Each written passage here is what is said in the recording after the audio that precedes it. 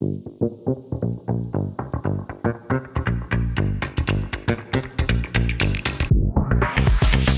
to Mike Halpin for coming on and going through all that. I mean, and there's so much to digest here. We're going to do that when we go through it here in a second with Kenny. But before we do that, we are partnering with our good friends over at Barbells for Bullies. We're getting to the dog days of summer coming up. And so what we're going to do is we're going to partner with them to try to get some dogs adopted. We have our dog of the week. You can find dog of the week on Barbells for Bullies Instagram site. We're also going to be reposting a lot of this stuff, but her name is Bella. She's 2 years old, female, super sweet, smart and obedient, cuddle bug. Great family dog, dog-friendly, house-trained, basic skills trained. Is available for adoption out of state. I believe that she's right now in Georgia. But if you want more information on Bella and you want to add that, I mean, look, come on, she's adorable.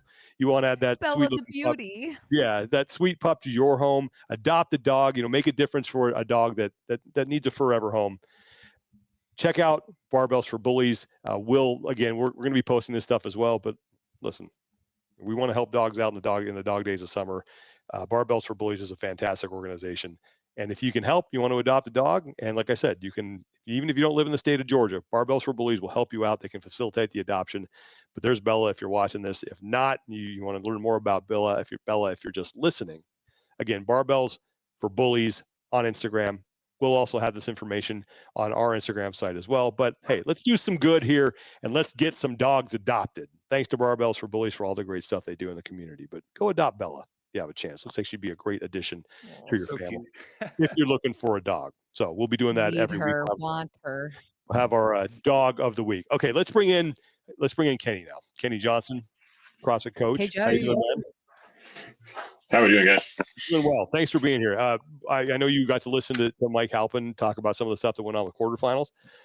And he mentioned, I think, what you mentioned. Like, this feels like a moment where,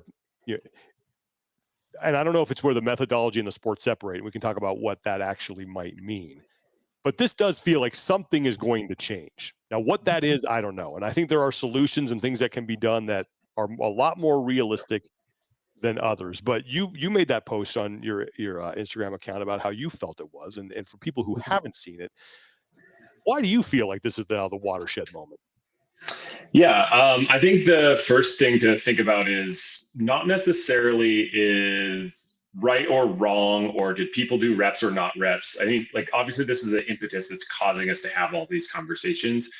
As a coach, as an athlete, like, I fully support judging people, holding people to the standard. If the rules are in place, whether that the right rules or the wrong rules, you have to uphold those for the period that you're at.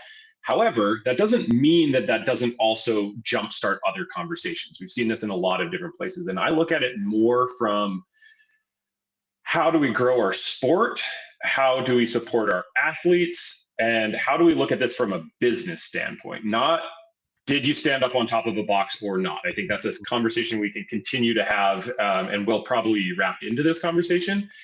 But when you have athletes that are big name brands, and more importantly, you have big name brands that are supporting those athletes, they need to have those athletes out on the floor in order to continue to push funding into the sport.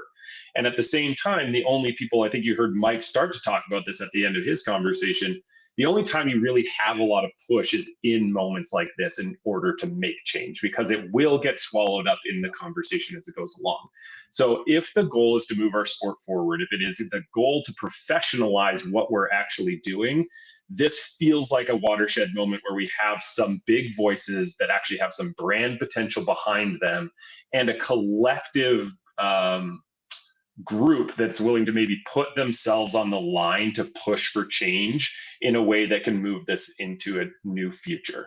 Now, as you mentioned, what that's going to look like is a really fun and cool and exciting conversation. And I think we can touch on that here in a little bit, but I believe it's simply from a brand, a business, a money standpoint. This is the first time in a really long time we have enough cachet behind a situation to force the people who own the sport, who own the brand, to actually make a change and be able to speak into what that change looks like. Mm-hmm. Yeah.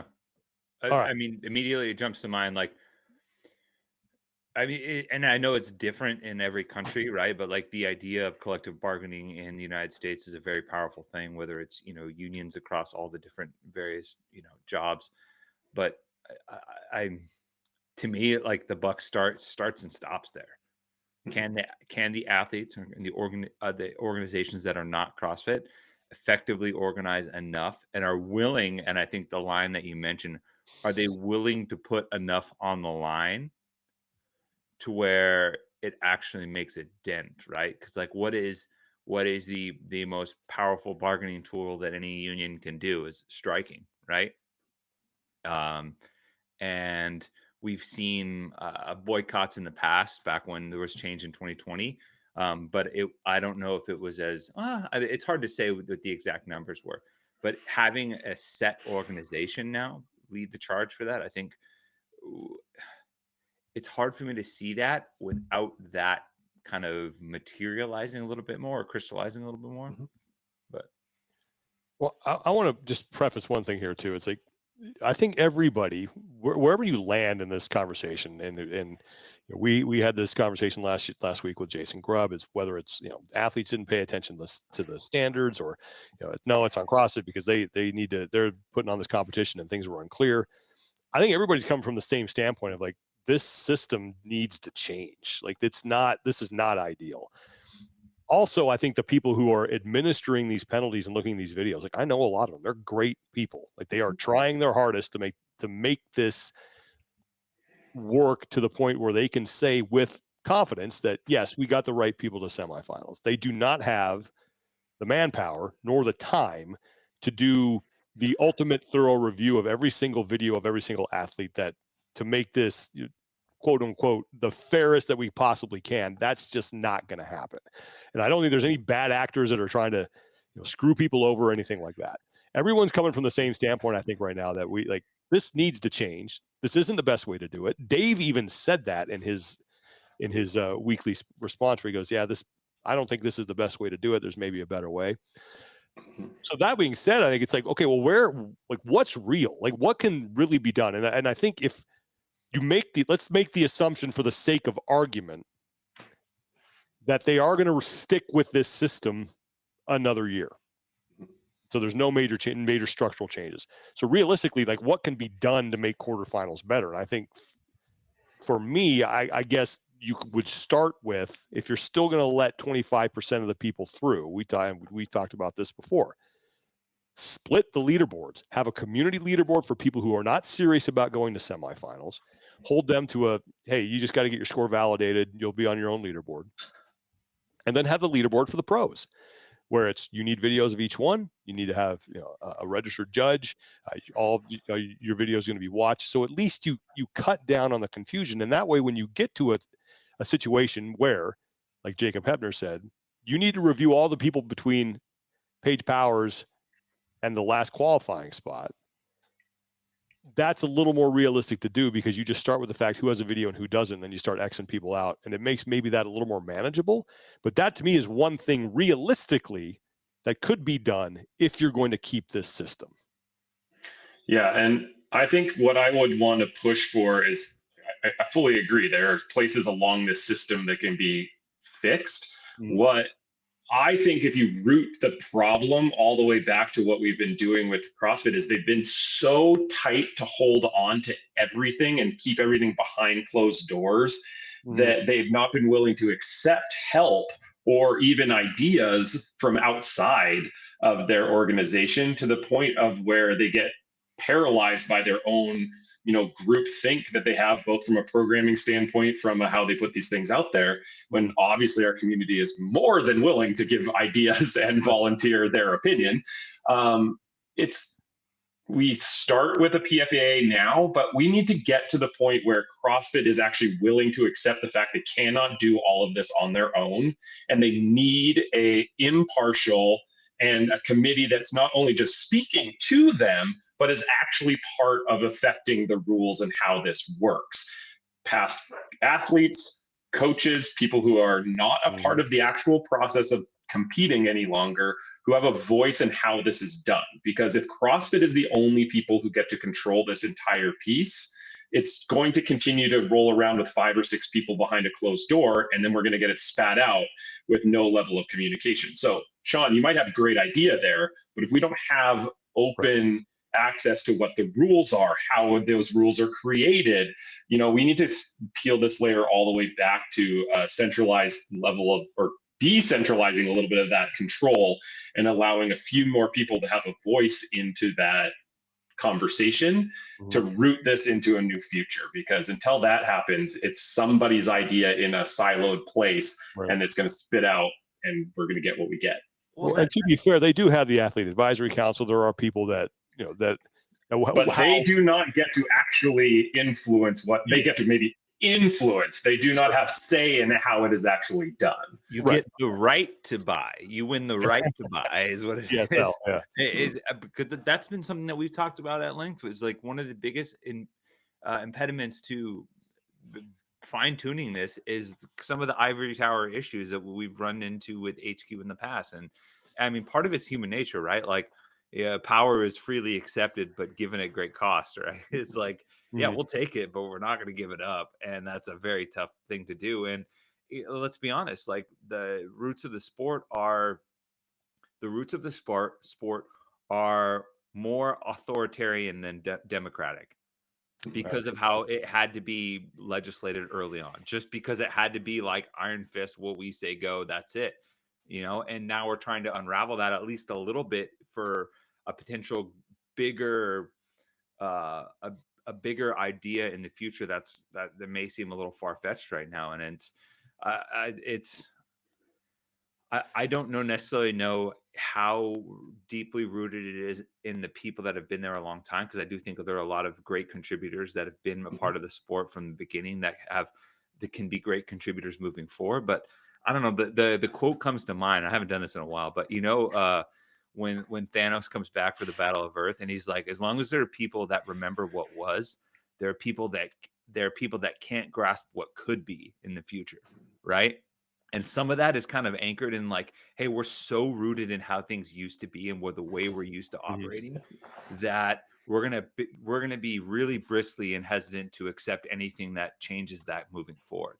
And I don't know if it's necessarily the same thing, but I think it's also, we have new administrative people and new people at the corporate level coming in and adopting those policies, and now that are also like digging their heels in as well, because whether or not they want to give the attention and money and all of those things required to make that change is really in doubt, I think.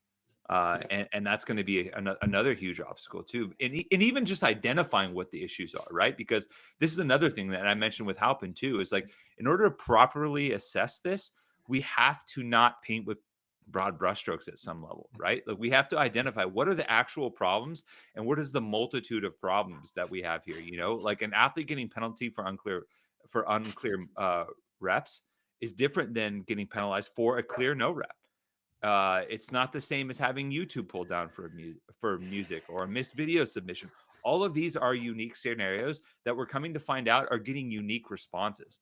And if we can't actually like figure out what the total like power requirement, I'm speaking from like an energy standpoint, then how can we actually provide a solution to that? And part of that is like actually knowing that, and CrossFit being transparent in that, because we still don't know. Yeah. And I think that's where you start to go back to this: can we get a collective group of athletes that are willing to push hard enough on this? Because it is going to cost money, and it is going to cost time, and it is going to take resources. But it seems like, and I'm not behind these doors, and this is maybe part of the issue, not saying I should be, but someone should be. It doesn't seem like CrossFit wants to put the time and the resources in there, nor are they interested in giving that power and potential to another group of people.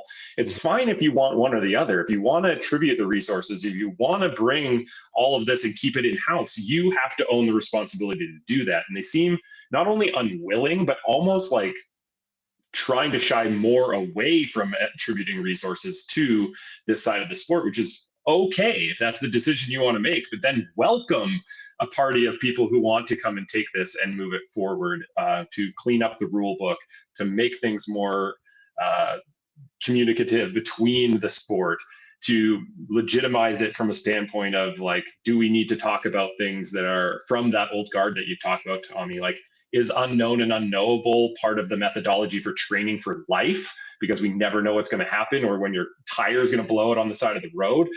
And is it an actual aspect of sport? Quidditch has rules. I can read it in J.K. Rowling's book. It's not even a real sport, but it's got real rules, and they're the same every time Harry takes the field. Yeah. Even if a Dementor comes out there, it's happening. Like, the rule book is the rule book. Like, we have examples of other sports that do this and have methodology and have different things. And I'm not saying they need to be separate.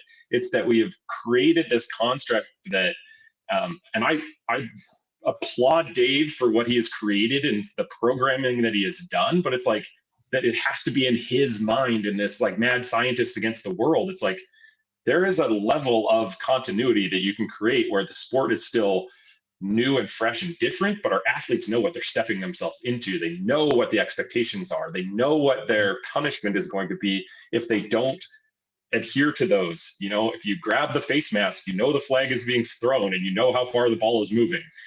It's not made up. It's not, you know, to steal from the methodology. The standard is the standard. How can you give a percentage penalty to an athlete if they did or did not do the reps? They either did or did not do the reps. That's the standard, not a percentage of them. They stood on the box 20 times or they did it 19 times. You cannot give somebody 15% penalty for something they did or did not do. That is not the standard being the standard. So we've already separated some of these things that we've done.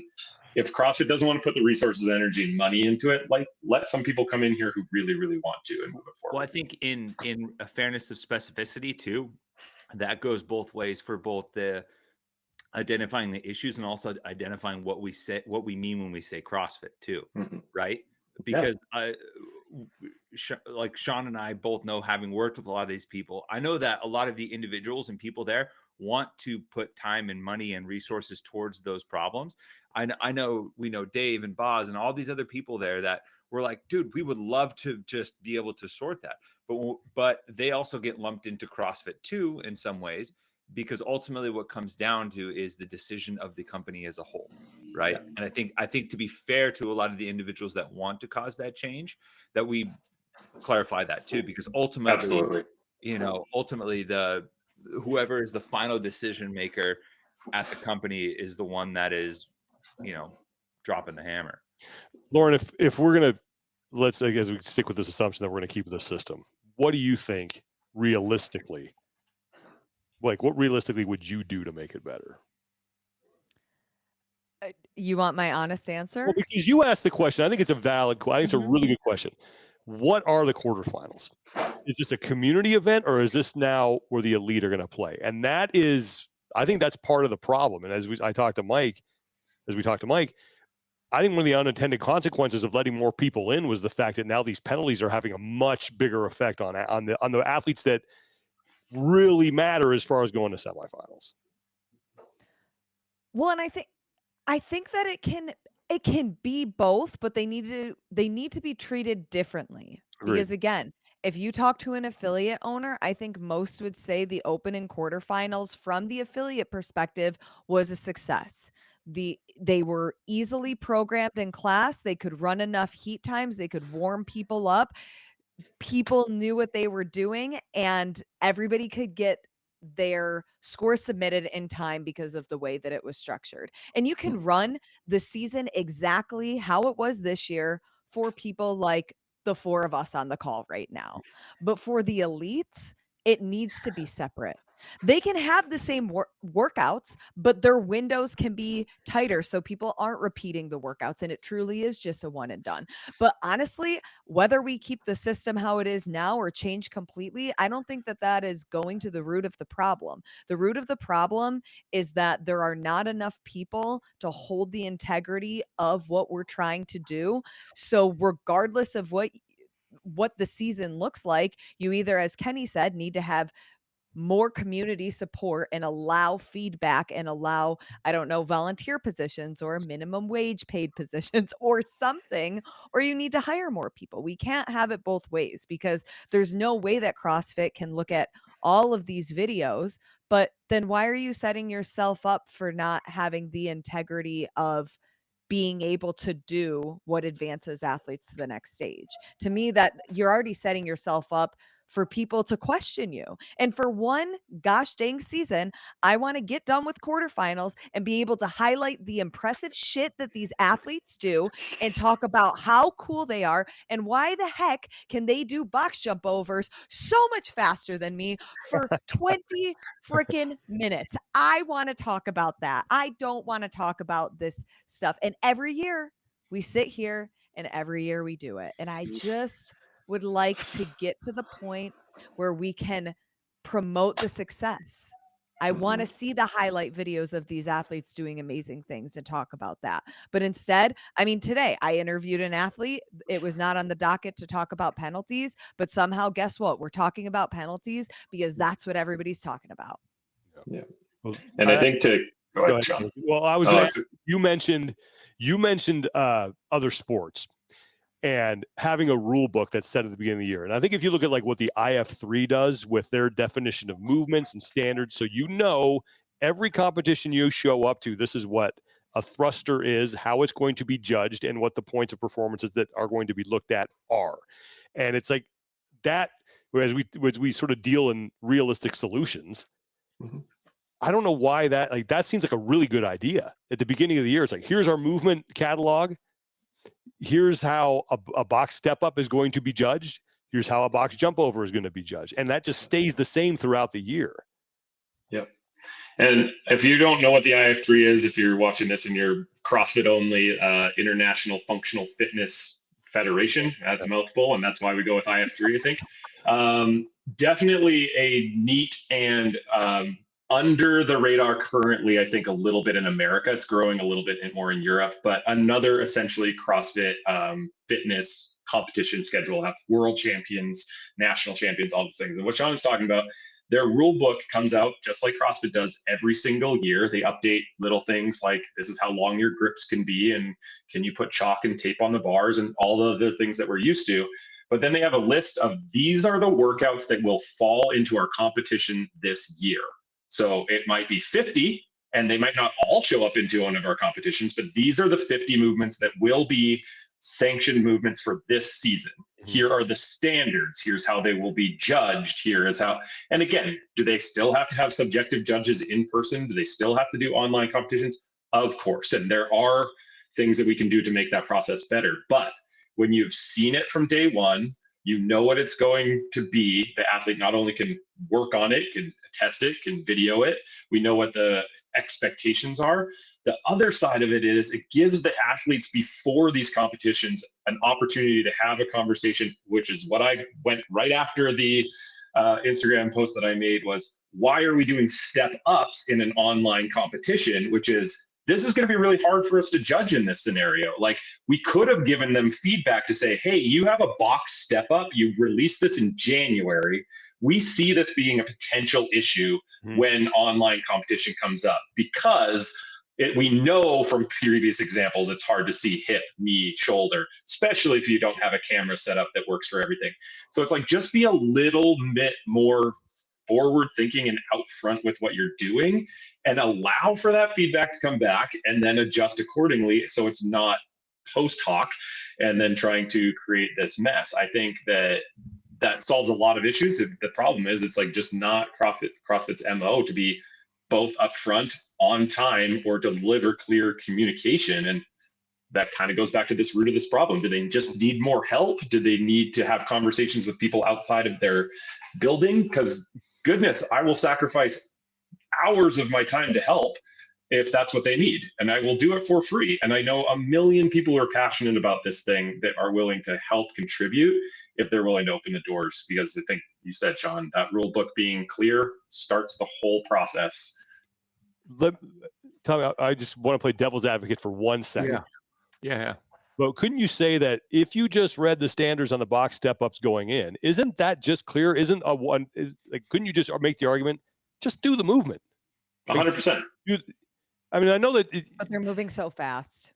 Yeah, but It's still sport. do the movement. A step over, though, you don't even need to question. And that's like there's definitely an argument to be made there. Yeah.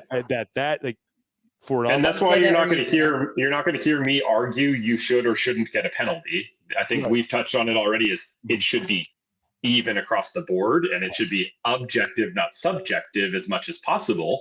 I'm not arguing don't do better movements. Do better movements. Right. Leave no question.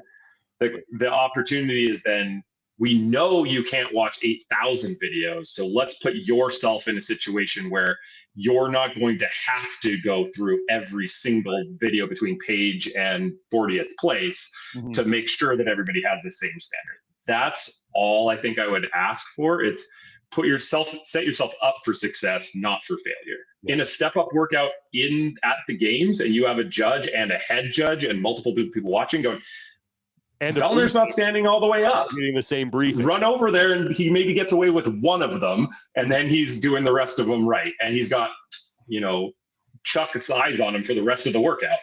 Like, I'm okay with that. Yeah, there's always going to be blurred lines. It's just let's set ourselves up for success. Well, and I think one of the issues you mentioned too, and this hasn't been brought up enough, but like CrossFit changes the rule book as the season goes along.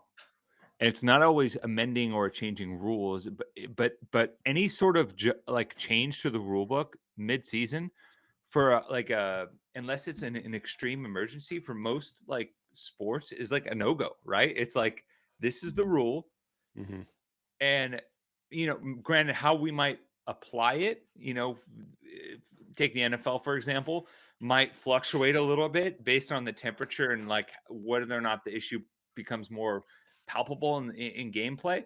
But that when you look at the CrossFit Games rulebook and it's version 5 or 6, on the season, and stuff's getting updated, and sometimes it's some stuff as innocuous as like, hey, we're updating the prize money because we got more. But like, it speaks to the level of preparation that CrossFit is trying to demand of the athletes, right? In setting themselves up for success. Uncover every stone, set yourself up, right camera angle, right movement quality, best judge, do all of those things ahead of time so you don't run into the issue during. And it's like, well, is CrossFit doing that with their own rule book? Right? We're 4 years removed, 5 years removed from the season starting before the rule book was released. And we still don't know what the prize money is. Yeah. And so I will say I looked that up though, and last year the prize purses were published as the first semifinal was starting. Yeah. And maybe so we're on par for that. and here's the thing, maybe it's even an adjustment, but let's communicate it, right? Like, hey, rule books, like the standards and administrative part of the season, as far as like competition is concerned, the competition rule book, it's ready to go at the beginning of the year, and it is set.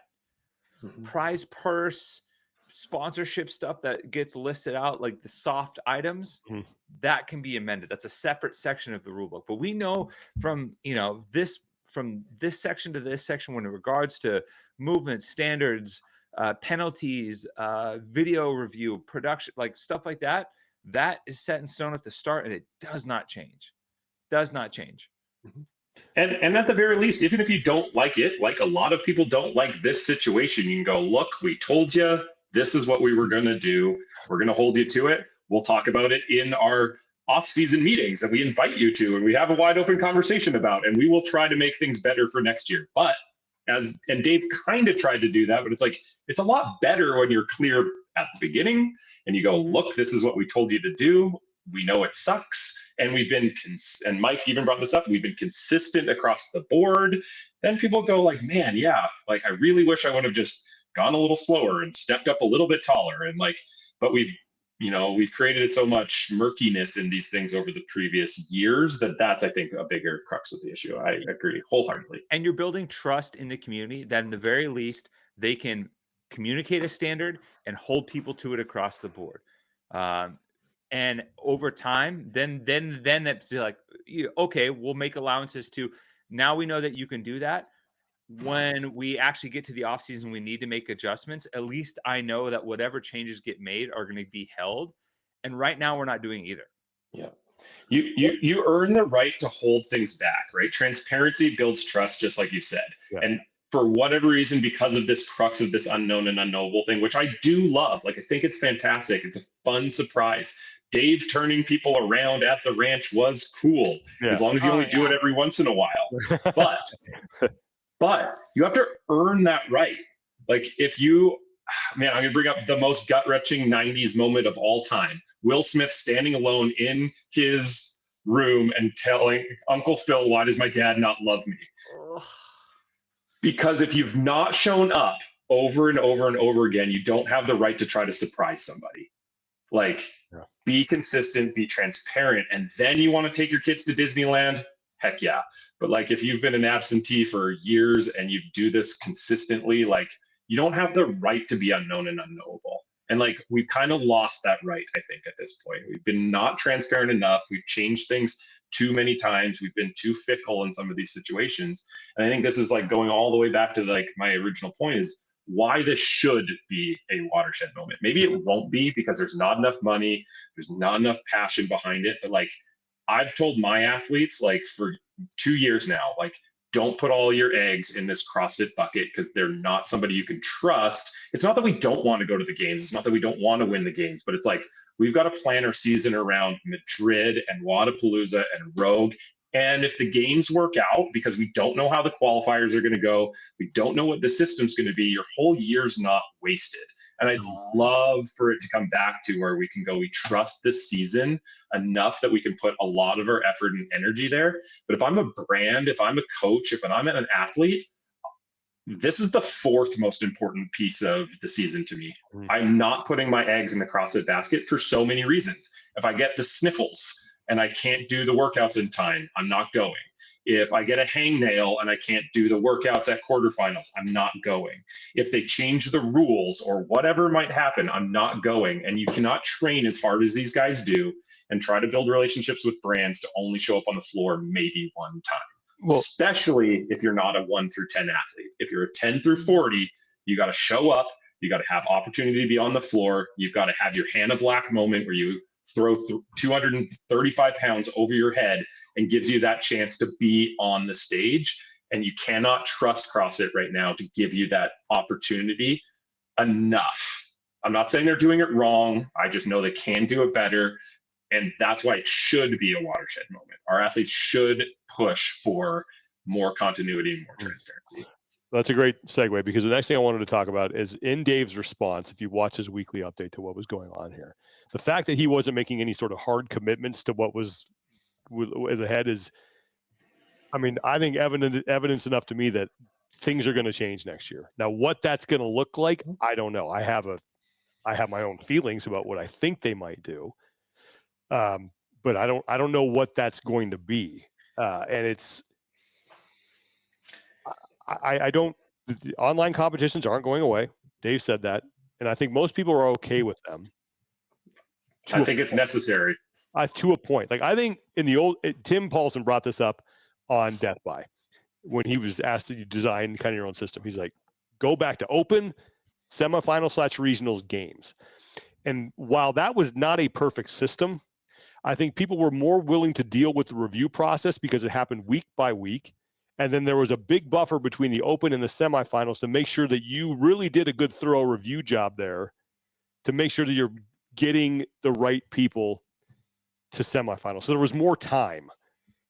The open meant more. So you had to be on top of that.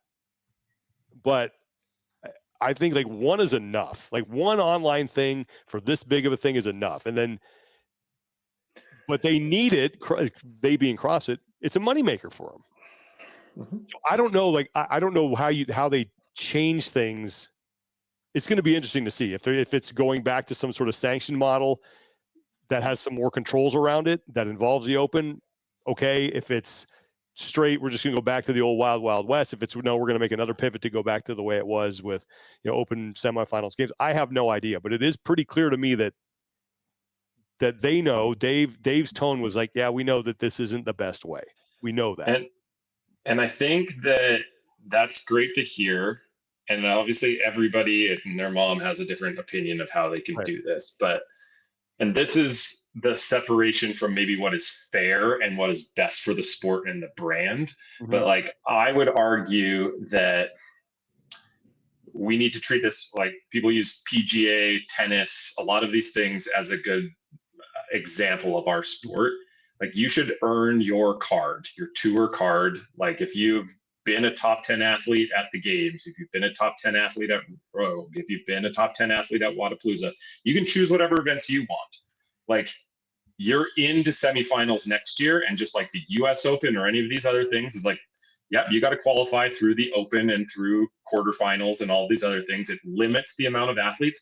And could some of the athletes that have to go through that online portal be fitter than some of the people who earn their tour card? 100%. Yeah. But just like golf, we want our most marketable athletes on the floor.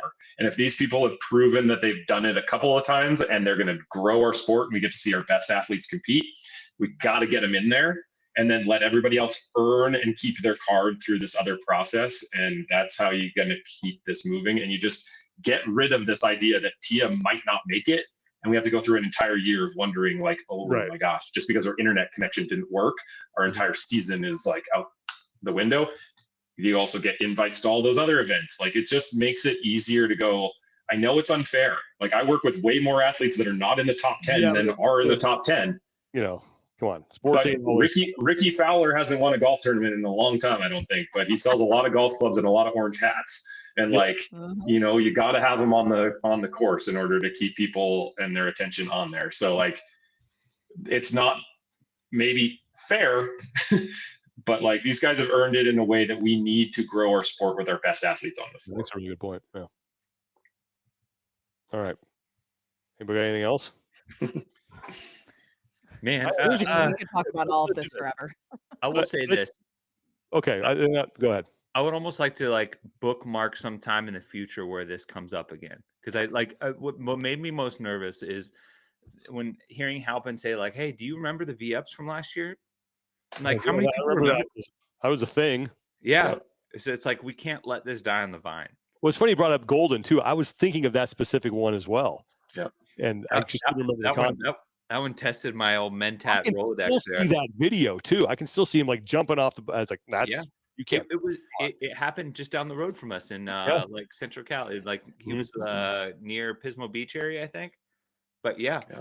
Oh yeah. But the problem, truthfully, is I think it will die on the vine because the pressure needs to be put on now between athletes, managers, coaches. But I understand that it's a balancing act, especially when managers and coaches have some athletes that are moving on, some that are not. Okay, we want to stay in the good graces of our reputation and CrossFit and all of these things, but we also want to have athlete advocacy for these other athletes. So I think a lot of people are just throwing their hands up and like, I don't really know what to do right now, because unless we all unify together and push forward, it's just not going to be a good situation for the few people that would speak up. Yep. Agreed. Yeah. It's like I said, I think everybody wants to make this better. Right? There's no one, I think everybody does, whether you're going to sit there and you're going to trash CrossFit or you're going to say, no, it's the athlete's fault. The bottom line is we all want the same thing. We all want it to be better. And I will be very interested to see how we move forward in the future. Because I think if you listen to Dave and some of the things that he said on his weekly review, it's pretty clear. You know, he said about making the open matter again. Mm-hmm. This might not be the best way to do it. Stuff like this. That there are. I don't know if there are plans in place or they're still talking about it, but something is going to be different. And let's hope that we can settle on that and people look at it and go, yeah, actually, you know what? That is better. And in the same way that I get irked by the athletes that are like literally just complaining, like, because I agree, like, you didn't do the work. Like, right now, that is no bearing on whether other people did or didn't do the work. Like, own your shit. Like, doesn't mean taking responsibility means that you agree with the process that also happened. And this is the same thing this is my only, honestly, like really dig with Dave is he seems like he's unwilling to admit that like he's willing to dance around like things could be better, but they never seemingly are willing to like apologize for setting things up in a way that was suboptimal, or that for that nobody like take your own ownership. Like, man, yeah, like this wasn't as this isn't how we a little bit when he says, yeah, we know this might not be best. A little bit. And that's the closest thing that I've ever seen. I just like want an athlete to go, I needed to do the work. I could have done this better. I don't agree with the result of how this went. That's fine. In the same way that like I feel like CrossFit has to go, we did not fairly treat all of these athletes. They will never say that because they can't. But they need to say, we did not set ourselves up to be able to fairly treat all of the athletes. We did the best that we could. We need to change. Own your problem, and then like don't hide behind your own responsibility. And that's why I don't trust them.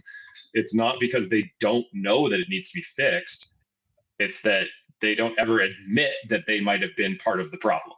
Sean, you know, there's a difference between going up to your significant other and being like, listen, I know things didn't go out the way we had planned, versus saying like, hey, I did it. I messed up. Mm-hmm. You know, like there's a difference in accountability there. And both parties here should do the same. Absolutely. Like I have no sympathy for an athlete that only wants to complain, but CrossFit also has to say that like they don't set themselves up with the amount of care and attention that they should for something that matters this much to these people. And that's all you got to say. Like then I'm like, cool. Now let's have like an actual constructive conversation about how we fix this. But until they admit that they need help or want help or are even willing to seek it, it's like that's where you just like lose that trust battle. Yeah. Turn the Spider-Man meme from everyone pointing at each other, to everyone raising their hand and being like, I messed up. Yeah, like I could have done better. Right. Well, so all I say is, remember when this whole thing got announced back, I don't know, it was December, January, and I'm like, here comes an iceberg. Sean was it's like you were the guy in The Big Short being like, anybody else see this? Yeah, I didn't. Okay.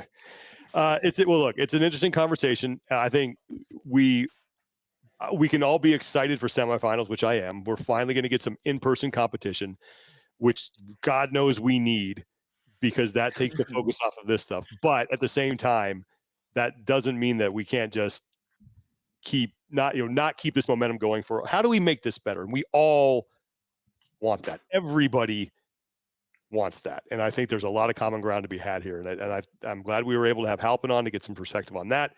Kenny, thanks for coming on and giving your thoughts and why you feel like this is a watershed moment. I tend to agree with you. Mm-hmm. And I want to know, I'm interested to hear and read what people have to say, because there's some solutions out there that I hear. I'm like, oh, actually that's pretty good too. And it's going to take everybody to make this better. And I think there's again, we're all pulling on the same rope. It's just maybe we're arguing about like how we should be pulling. That's a good analogy. So I like that. Yeah. Anyway. All right. Cool, guys. That's going to do it for today. Thanks to Mike Halpin. Thanks to Kenny Johnson. Thanks, man, for stopping by. We really appreciate it. Thanks to our sponsor, Garmin. Check them out, garmin.com. And hey, if you're in the market for an adoptable, really good dog, Barbells for Bullies. All right. Go follow them. We'll have our dog of the week every week, and we're helping get some dogs some homes. So, okay. We will move on from this next week. We got some good stuff in the hopper. I had a great conversation with Catherine David's daughter yesterday. We'll be bringing that to you. We'll have Cole Sager on, Bailey Rail. We got some good athletes coming up, and then we'll be able to focus on semifinals and, thank God, live competition, which will bring all new content. So have more stuff.